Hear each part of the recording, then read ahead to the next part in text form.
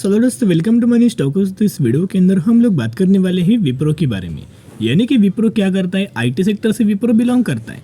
तो जितने भी कंपनीज आईटी सेक्टर से बिलोंग करती हैं, विप्रो हुआ, इन्फोसिस हुआ, टीसीएस हुआ, एचएल टेक्नोलॉजी है या फिर टेक महिंद्रा कंपनी पकड़ सकते हो, इन हर एक कंपनी के अंदर दोस्तों गिरावट हमें हो सकता है। अभी देखिएगा गिरावट होने के पीछे रीज़न क्या है, रीजंस के बारे में दोस्तों हम लोग बात करेंगे। एंड विप्रो इन्फोसिस के अंदर कितना कंपनी गिर सकता है उसके बारे में दोस्तों थोड़ा बहुत हम लोग कवर अप करेंगे। सबसे पहला रीज़न, ये गिरावट होने का पीछे रीज़न क्या है और मैं क्यों बोल रहा हूँ, सिर्फ और सिर्फ आईटी सेक्टर को प्रॉब्लम हमें क्यों नज़र आ सकता है। क्योंकि तो आपको पता ही होगा कि आईटी सेक्टर का हब कौन सा है। आईटी सेक्टर का हब है यूएस, और यूएस के अंदर दोस्तों 20 सितंबर को, यानी कि यूएस के अंदर दोस्तों 20 सितंबर को एक बहुत ही बड़ी दोस्तों मीटिंग हमें होने वाली है। और उस मीटिंग के अंदर दोस्तों होने क्या वाला है, फेडरल रिजर्व्स का एफओएमसी मीटिंग दोस्तों होने वाला है। अभी एफओएमसी मीटिंग के अंदर दोस्तों होता क्या है, रेपो रेट को हाइक किया जा सकता है। यानी कि रेपो रेट को हाइक किया जा सकता है। अभी आपको पता है कि यूएस सेगमेंट वाली जो कंपनीज है, यानी कि जो आईटी सेक्टर की कंपनी है यूएस बेस्ड, वो बैंकिंग फाइनेंशियल सर्विसेज के अंदर दोस्तों बहुत ही शानदार तरीके से रेवेन्यूज हमें क्रिएट कर सकती है। यानी कि लगातार दोस्तों बैंकिंग फाइनेंशियल सर्विसेज से कंपनी ह्यूज अमाउंट ऑफ हमें रेवेन्यू जनरेट करता है। सबसे ज़्यादा रेवेन्यूज ये कंपनी जो हमने बात किया, जैसे कि विप्रो हुआ, इन्फोसिस हुआ, टीसीएस हुआ, एचएल टेक है या फिर टेक महिंद्रा है, ये कंपनीज बैंकिंग फाइनेंशियल सर्विसेज से बहुत ही अच्छा खासा रेवेन्यूज हमें क्रिएट करता है। अगर दोस्तों फिर से रेपो रेट हाइक होता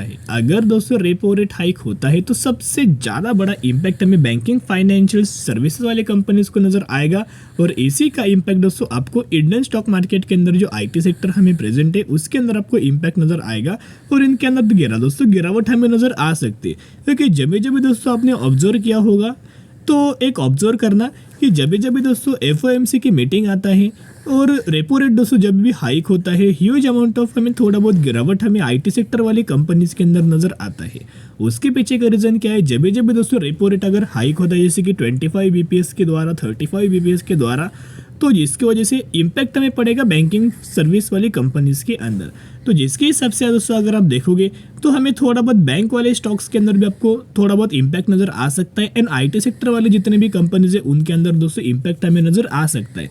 अभी देखिएगा फ्राइडे के दिन हमें क्यों गिरावट नज़र आया होगा। आपको बताया कि नैस्डैक के अंदर ऑलमोस्ट हमें 1.5% की फ्राइडे के दिन दोस्तों गिरावट नजर आ चुका था। साथ में डाउ जोन्स के अंदर भी ऑलमोस्ट हमें फ्राइडे के दिन से 1% की गिरावट नजर आया हुआ था।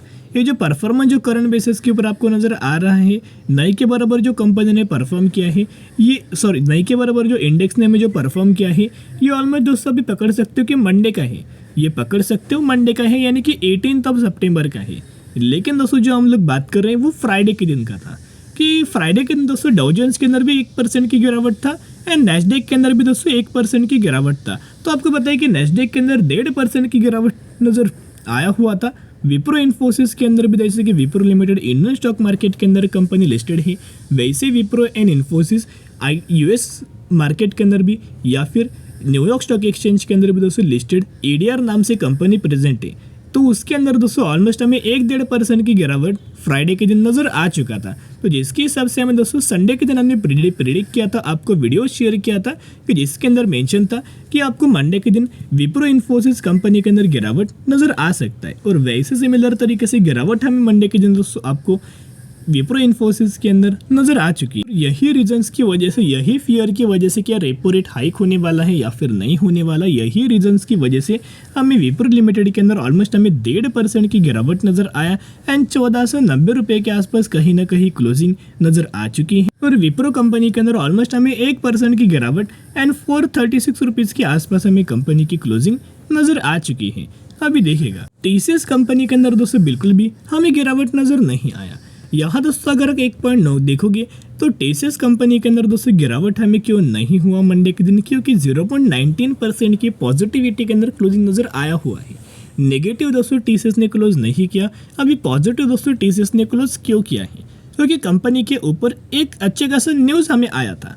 यानी कि मंडे के दिन मॉर्निंग के अंदर दोस्तों कंपनी के अंदर बहुत ज़्यादा पॉजिटिव हमें न्यूज़ आया था। इसी की वजह से हमें टीसीएस कंपनी के अंदर नेगेटिव इम्पैक्ट बिल्कुल भी नजर नहीं आया। चलिए अपडेट्स के बारे में दोस्तों हम लोग कवर अप करेंगे। देखिएगा, TCS launches digital solution for life cycle assessment and reporting.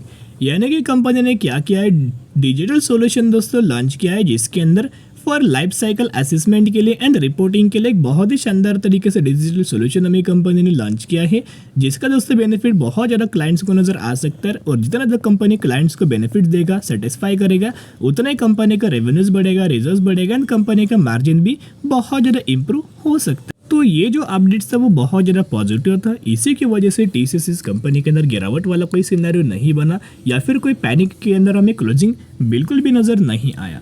अभी देखिएगा, विप्रो लिमिटेड जैसे कि इंडियन स्टॉक मार्केट के अंदर कंपनी लिस्टेड है, वैसे ही न्यूयॉर्क स्टॉक एक्सचेंज के अंदर नैस्डैक के अंदर दोस्तों कंपनी लिस्टेड है विप्रो लिमिटेड, जो ऑलमोस्ट हमें मंडे के दिन दोस्तों फ्लैट हमें इन कंपनीज का परफॉर्मेंस नजर आया है। मंडे के दिन ऑलमोस्ट फ्लैट परफॉर्मेंस हमें विप्रो लिमिटेड का नजर आया। सिमिलर तरीके से अगर आप इन्फोसिस लिमिटेड एडीआर के अंदर देखोगे, जो कि न्यूयॉर्क स्टॉक एक्सचेंज के अंदर ये कंपनी लिस्टेड है, उसके अंदर भी दोस्तों एक फ्लैट परफॉर्मेंस हमें इन कंपनीज ने किया। तो अभी देखते हैं कि कल के दिन यानी कि वेडनेसडे के दिन दोस्तों मार्केट ओपन होने वाला है, यानी कि कल के दिन।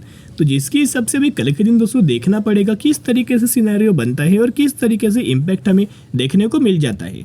लेकिन दोस्तों अगर अचानक से अगर आपको गिरावट अगर नजर आता है, देखिएगा एक पॉइंट नोट करना, अगर आपको अचानक से दोस्तों गिरावट नजर आता है तो ऐसा भागदौड़ वाला सिनेरियो नहीं बनना चाहिए कि अगर क्यों गिरा। सही बात है, इसी की वजह दोस्तों एक पॉसिबिलिटीज मैं आपके साथ शेयर कर रहा हूँ कि अगर दोस्तों गिरावट आता है तो आप समझ सकते हो कि एफओएमसी मीटिंग के अंदर ये तय हुआ कि रेपो रेट हमें हाइक हुआ है। अगर दोस्तों रेपो रेट कल की मीटिंग के अंदर हाइक अगर नहीं होता है, कल की मीटिंग के अंदर हाइक नहीं होता है, तो पॉजिटिव व्यू हमें नजर आ सकता है। और अगर कल के दिन रेपो रेट अगर हाइक नहीं होगा तो एक और हमें मीटिंग आने वाली है नवंबर के महीने के अंदर एफओएमसी की, तो जिसके अंदर दोस्तों रेपो रेट हाइक होने का बहुत ज़्यादा रीजन है। और ये एक्सपर्ट के द्वारा भी यही मानना दिया गया है एंड एनालिस्ट लोगों के द्वारा भी दोस्तों यही हमें स्टेटमेंट दिया गया है कि साल खत्म होने से पहले एक बार तो रेपो रेट हाइक जरूर हो सकता है। और जब भी रेपो रेट हाइक होगा, बैंकिंग फाइनेंशियल सर्विसेज को बहुत ज़्यादा इम्पैक्ट हमें नजर आएगा, जो कि नेगेटिव रहेगा। अभी देखिएगा कंपनी कहाँ तक गिर सकते हैं, वो भी दोस्तों इंपॉर्टेंट पॉइंट है। ये तो पता है कि इन कंपनीज के अंदर गिरावट आना पॉसिबल है, पहले भी बहुत बार हो चुका है कि जब भी मीटिंग होती है रेपो रेट हाइक होता है। सही बात है, जिसकी वजह से आईटी सेक्टर के अंदर प्रॉब्लम आता है और थोड़ा बहुत कंपनी गिरता है। अभी दोस्तों देखेगा इन्फोसिस के बारे में बात करेंगे, कहाँ तक कंपनी गिर सकता है। मेन ही कंपनी का जो रजिस्टर वाला जो लेवल्स था आप नोट करना 1500 रुपये का था एंड करंट बेसिस के पर दोस्तों अगर आप देखोगे 1490 रुपये के आसपास हमें इन्फोसिस कंपनी की क्लोजिंग नजर आ चुकी है। इंपॉर्टेंट जो इन्फोसिस कंपनी का जो सपोर्ट लेवल हमें नजर आ रहा है, आप ये पकड़ सकते हो 1460 रुपये का लेवल।